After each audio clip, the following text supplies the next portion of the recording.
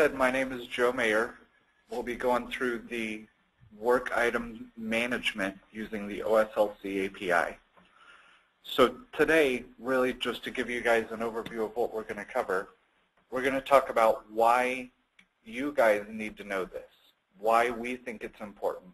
And then after we've kind of covered that, we'll start talking through the introduction of how the architecture works, things that you need. Also, we'll go over the anatomy of a URL. And then, the last half of the presentation is really diving into some of the deep details of actually running Perl code against the OSLC API. So we'll see a subroutine we created. We'll see how to create work items, run queries, change status, and then we'll wrap everything up at the end.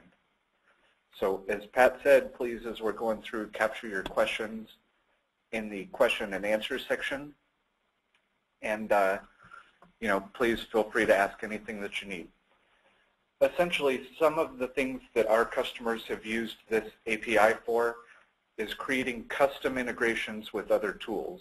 So project management tools, other change management tools, change order tools from various customers. Any custom integration to the development change management system can be done using this API. In addition to that, we have other customers that actually created their own custom command line utilities to utilize these tools with no client from a Linux and Unix command line.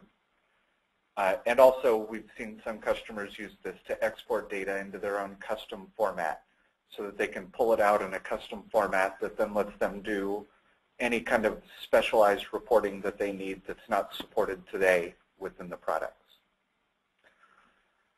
Essentially, this slide is showing you from a high level the architecture of the system.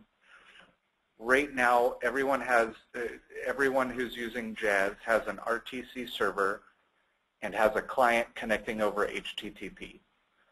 What we're attempting to show here is the OSLC CM API is already installed and sitting on top of the RTC server. And you can connect to that OSLC CM API using an HTTP protocol from any Perl client, or for that matter, almost any other language client.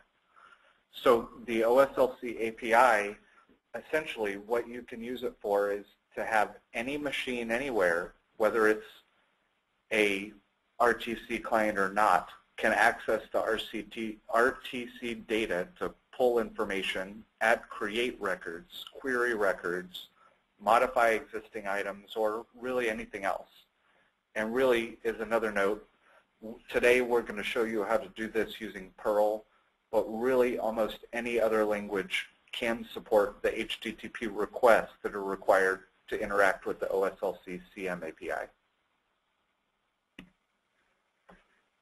So this slide is showing you things that we use when we're creating these, specifically these Perl API events. Essentially, you need to have an RTC server up and running. We have in here RTC 3.0 and above.